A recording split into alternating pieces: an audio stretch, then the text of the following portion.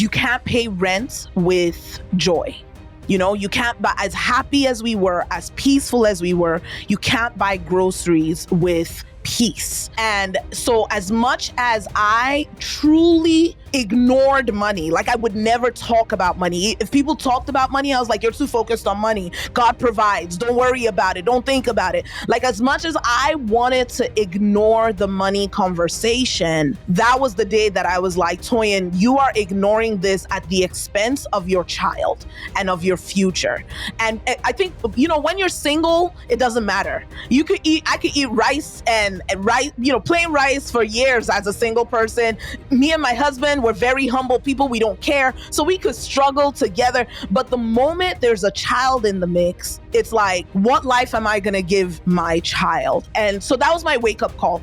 And so I get serious about making money. I'm running my business and we start implementing strategy. And guess what happens? I have a $7,000 month. So I have 1 month, I earn $7,000, and I'm like, I've cracked the code, right? I'm like, we will never be poor again. Many times in people that I'm coaching, high level CEOs and leaders, that getting that message you just shared back to them in their heart is of prime importance, because they are doing great in business, but in many cases there's a challenge of an emptiness or not enough attention the way they might want. So yeah, it's like a full everything, your faith, your family, and the people you serve in your business. So I think we have a lot that we can riff on. I for our listeners, I heard some things you shared that gave us some great questions you might use for journaling. And one question I'm hearing from you, it's actually, you can twist it in two ways.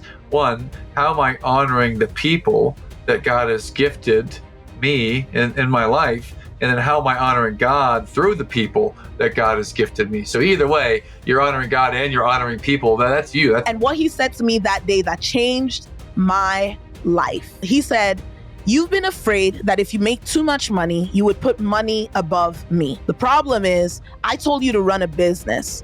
And because of your fear of money, you're not running the business well.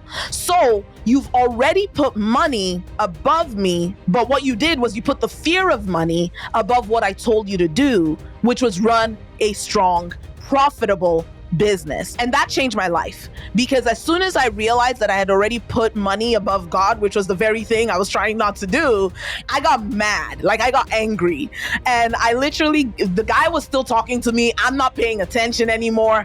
We get off the phone and I make a decision. I was like, if money has been such a source of challenge for myself, for my family, here's what I'm gonna do. I'm gonna prove that I'm not afraid of money. I'm gonna become a millionaire in a year. That was my decision. Money is literally just a tool, and good people will do good things with money, and people who have evil intent will do evil things with money. But there is that kind of sentiment that a lot of people carry without even noticing it, that if you have too much of it, somehow it's going to change you, it's going to corrupt you. And I'll tell you, one thing that opened my eyes was getting around I got around these businessmen, and they were hectomillionaires, and they were Christian. And in my head, my parents were middle class. They actually did really well with money. They tried to teach me about it. I was the one that didn't pay attention. But I had this image in my mind of rich people. And in my mind, rich people didn't rely on God as much. They were prideful, uppity, just not spiritual people.